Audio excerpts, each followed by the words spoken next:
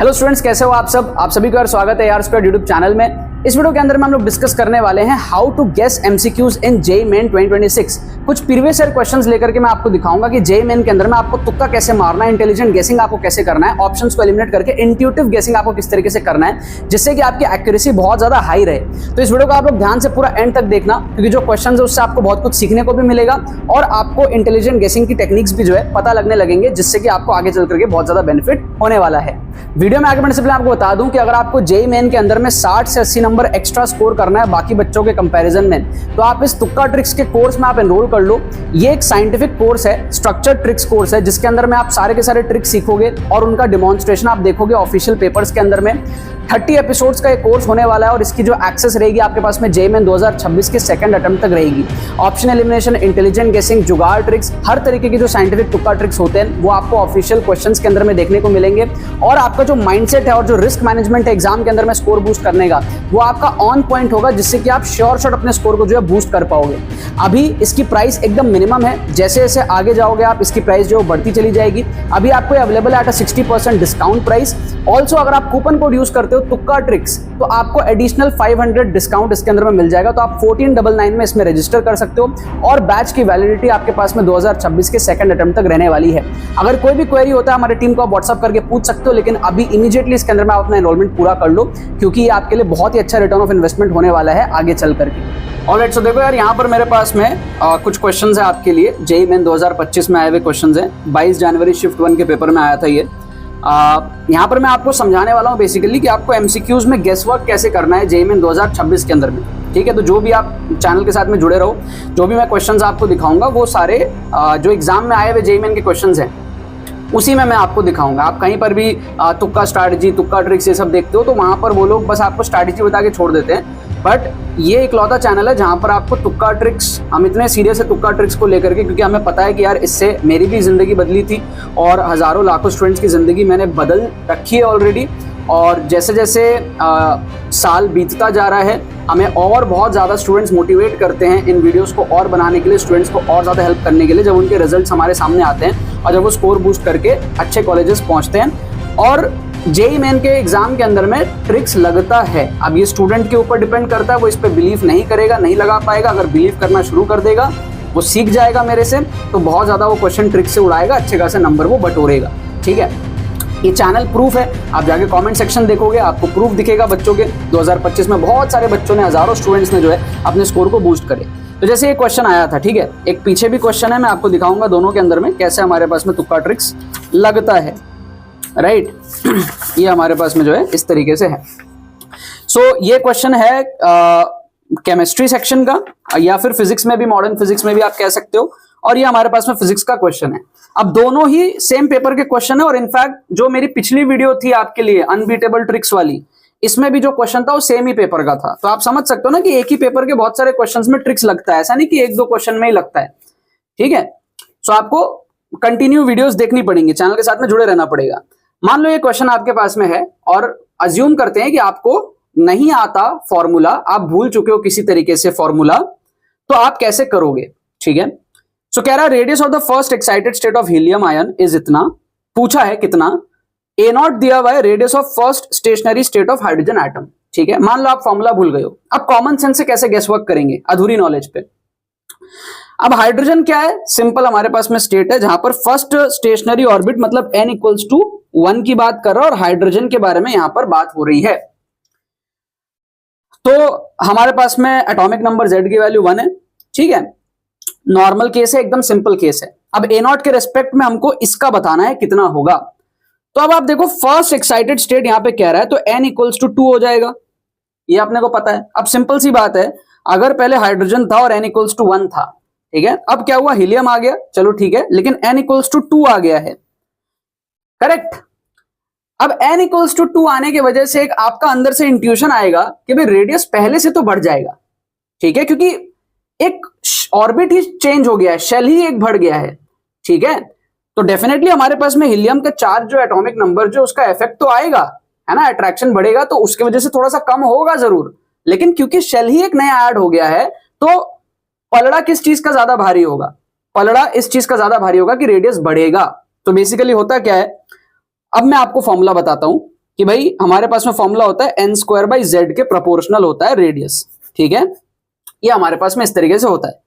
तो basically n बढ़ता है तो रेडियस बढ़ेगा, और z बढ़ेगा तो फिर क्या होता है कि भाई सेंटर का और बाहर का अट्रैक्शन बढ़ता है, तो उसके वजह से फिर कम हो जाता है, ठीक है। तो अगर n को सेम रख के z बढ़ाओगे तो रेडियस कम हो जाएगा। ऑब्वियस सी बात है कि भाई अगर हमारे पास में z बढ़ रहा है तो फिर अंदर हमारे पास में न्यूक्लियस है, बाहर इलेक्ट्रॉन है, अट्रैक्शन बढ़ेगा, तो उसके वजह से फिर डिस्टेंस कम हो जाएगा।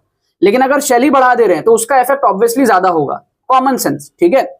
आप में से बहुत सारे स्टूडेंट्स को कंसेप्ट ही नहीं समझ में आता होगा, अभी आपको समझ में आ गया होगा पूरा कि सीन क्या है, फॉर्मूला के पीछे का लॉजिक क्या है। तो इस तरीके से आपको जेईई की प्रिपरेशन करनी है, सिर्फ रट्टा नहीं मारना, ठीक है। सो शेल बढ़ाएंगे तो उसका इफेक्ट ज्यादा होगा, ऑब्वियसली बात है, और जेड बढ़ेगा तो अट्रैक्शन बढ़ेगा, तो उसके वजह से कम हो जाएगा रेडियस। तो नेट हमारे पास में ये फॉर्मूला ऐसा आता है, आप मान के चलो। अब आप कॉमन सेंस से सोचो कि यहाँ पे क्या हुआ, शेल बढ़ गया था तो रेडियस बढ़ जाएगा। तो ये जो कह रहा है ये दोनों ऑप्शन, ये दोनों को आप एलिमिनेट कर सकते हो, इसको हम कहते हो ऑप्शन एलिमिनेट करना। इसको भी एलिमिनेट, इसको भी एलिमिनेट। इसमें कह रहा है कि रेडियस कम हो गया, कम कैसे होगा, बढ़ेगा ना, क्योंकि शेल ही एक्स्ट्रा ऐड हो गया है। कॉमन सेंस अंदर से आएगा आपके। अब बात आती है कि क्या 4 टाइम्स हो जाएगा या 2 टाइम्स हो जाएगा। फिर आपके अंदर से आएगा कि बढ़ेगा, बट इतना भी नहीं बढ़ेगा कि 4 गुना हो जाए, है ना। अगर हम सेकंड एक्साइटेड स्टेट कहते then there might have been a possibility कि उतना बढ़ जाए। सिर्फ एक ही शेल ऊपर गया है, ठीक है, और फिर चार्ज भी बढ़ा है तो उसका भी कुछ कंपेंसेशन आएगा। तो ऐसे आप थोड़ा सा, आपका दिमाग जाएगा r इक्वल्स टू 2a0 की तरफ में। तो आपको क्या करना है, इसको अपने दिमाग को भरोसा करके आपको तुक्का मारना है। जब आपको एक अंदर से फील आने लग जाए कि हाँ आपका रिस्क और रिवॉर्ड आपने सही रखा है, कि भाई सही होने के चांसेस हैं और गलत होने के भी चांसेस हैं, बट सही होगा तो बहुत ज्यादा मिलेगा। और ऐसा भी नहीं है कि सही होने के बहुत कम चांसेस है, सही होने का भी बढ़िया चांसेस है। उस केसेस में आपको तुक्का मारना चाहिए। फॉर्मूला से भी अगर आप देखोगे तो n इक्वल्स टू 2 आएगा तो 2 2 जा 4 आ जाएगा, और नीचे में z की वैल्यू 2 होगी तो ये 2 टाइम्स हो जाएगा बेसिकली। सो फॉर्मूला से भी हमारा ऑप्शन 4 आ गया। इस तरीके से अगर आप मेरे से सीखते रहोगे ना तो आपके कंसेप्ट्स भी रिवाइज होंगे। इसलिए मैं कह रहा हूं चैनल को सब्सक्राइब करके रखो, कंसेप्ट्स भी रिवाइज होंगे, प्रॉब्लम सॉल्विंग एबिलिटी भी बढ़ेगी, और शातिर तरीके से आप क्वेश्चंस को सॉल्व करोगे, है ना। क्योंकि मेरे को एक्सपीरियंस है, जेईई मेन में कैसे आपको क्वेश्चन सॉल्व करना मेरे को एक्सपीरियंस है, राइट। ओके, अब जैसे आप इस क्वेश्चन को देखो, यहां पर हमारे पास में क्या दिया हुआ है, बहुत बढ़िया। मैं यहां पर आपको इसका जो है गेसवर्क बताऊंगा, जुगाड़ बताऊंगा। कह रहा है कि एक uniform circular disc of radius r and mass m rotating about an axis, जो भी है, कह रहा है small circular part of the disc r/2 radius का रिमूव कर दिया गया है। डायग्राम में दिख रहा है कैसे, बाकी हम इसका सेपरेट डायग्राम भी बनाएंगे, क्यों मैं आपको बताऊंगा। और हमको क्या कह रहा है कि find the moment of inertia of the remaining part, ठीक है। तो सेपरेट डायग्राम इसलिए बनाएंगे ना क्योंकि जो क्वेश्चन का डायग्राम होता है ना वो सही है नहीं है, कई बार एक्चुअल अलाइनमेंट के साथ में एक्चुअल डायमेंशंस में नहीं होता है, ठीक है। तो हम एक बार खुद से, हालांकि यहां पर है बट हम एक बार फिर भी खुद से बना लेंगे तो हमें तसल्ली होगी। सो सबसे पहले तो हमारा सीन क्या है कि भाई अब हमें बनाना है एक सर्कल, बनाना है, डिस्क बनाना है। तो हम कोशिश करेंगे कि रेडियस वगैरह जो है बरोबर रखने का हम ट्राई करें, ठीक है। तो ये हमारा बन गया। अब इसकी मास है m और रेडियस है r।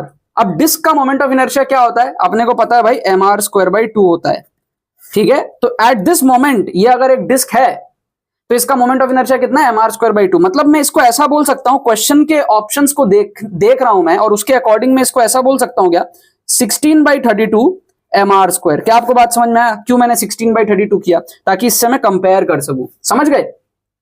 अब सीन क्या हो रहा है, सीन ये हो रहा है कि भाई r/2 रेडियस, अब अगर ये r है, ठीक है, तो यहां से मेरे को r/2 r/2 r/2 r/2 ये छोटा सा जो है बॉल मेरे को यहां से, छोटा सा डिस्क मेरे को यहां से निकालना है। समझ गए आप बात को।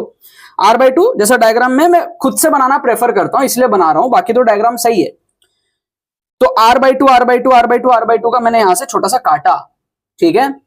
अब आप एक चीज समझो, मैंने जो पोर्शन काटा है उसको विजुअली फील करो, क्या वो बहुत बड़ा पोर्शन काटा है मैंने, है ना। ये इतने बड़े पोर्शन में अभी भी आप देखो इतना सारा पोर्शन अभी भी है, ठीक है। आप देखो इतना ज्यादा पोर्शन अभी भी मेरे पास में है, ठीक है। थोड़ा सा महसूस करो, काटा तो है बट फिर भी आप देखो ऑलमोस्ट आपको एक फील आएगा कि हाँ यार 50% तो ये रहा, पूरा का पूरा बचा है। और यहां से भी मेरे को लगता है कि अराउंड 75-80% कंटेंट माल मेरे पास अभी भी है, 20% शायद निकला होगा, ठीक है।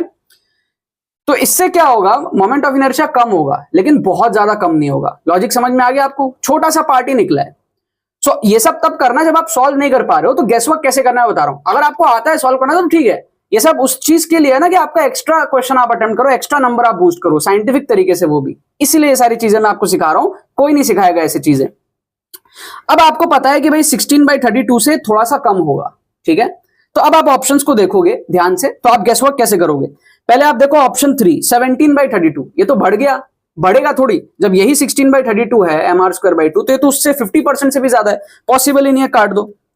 अब आप बाकी ऑप्शन देखोगे ना, तो 7/32 बहुत कम हो गया, 9/32 बहुत कम हो गया, ठीक है। आप अगर जैसे आपको फील आएगा कि भाई 0.5 mr² था, तो वो कितना हो जाएगा, 0.3 समथिंग mr² हो जाएगा, इस टाइप का कुछ हो जाएगा। 7/32 इज वेरी स्मॉल, है ना, 0.2 के आसपास आ रहा है। 9/32 इज ऑल्सो स्मॉल, ठीक है, 9/32 भी हमारे पास में क्या है, स्मॉल ही है, ठीक है, या ये भी हमारे पास में क्या है, 3 से छोटा ही है। बट अगर आप देखोगे ना 13/32, इसको अगर आप देखोगे 13/32, ठीक है, इसको अगर आप देखोगे तो ये आपका मोटा मोटा जो है 0.4 के आसपास आएगा, ठीक है, 0.4 समथिंग के आसपास आपका ये आएगा। तो आपको एक फील आएगा कि हाँ पहले mr²/2 था, 0.5 mr² था, उससे थोड़ा सा कम हो जाएगा, छोटा सा मास जाएगा, 0.4 mr² के आसपास हो सकता है, ठीक है। क्योंकि 7 और 9 थोड़े, 9 फिर भी हो सकता है आप थोड़ा सा मिसजज कर लो, बट 7 तो बहुत ही छोटा है, ठीक है। तो आप एटलीस्ट यहां पर गेस वर्क करोगे और ज्यादा चांसेस है कि आप ऑप्शन 4 को मार्क करोगे।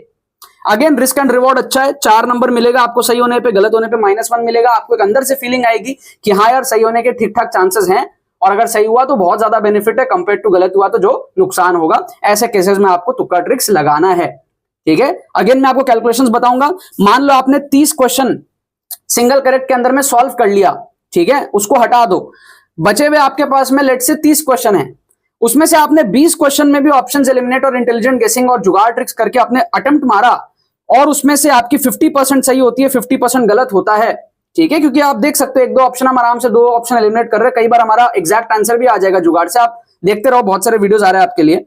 तो आप देखो यहाँ पर 40 नंबर आएंगे और 10 नंबर जाएंगे, तो 30 नंबर आपका यहाँ पर एक्स्ट्रा बूस्ट होगा, समझे। तो जितना आता है उतना ठीक है, बचे हुए क्वेश्चंस में तुक्का ट्रिक्स लगा के अगर आप नंबर बूस्ट कर सकते हो तो उसको कहते हैं साइंटिफिक तुक्का स्ट्रेटेजी।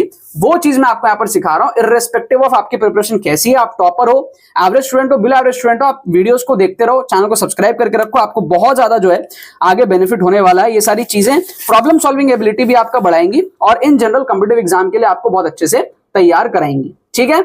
तो यार आई होप आपको वीडियो पसंद आएगा, आपने इस वीडियो से बहुत कुछ सीखा होगा। अगर आपको वीडियो पसंद है इस वीडियो को लाइक करना मत भूलना और शेयर करना मत भूलना अपने बाकी सारे फ्रेंड्स के साथ में, ताकि वो भी इस प्लेटफॉर्म का मजा उठा सके। बाकी तो बस बहुत बहुत धन्यवाद मेरे साथ इस वीडियो में जुड़ने के लिए, बने रहिए यार।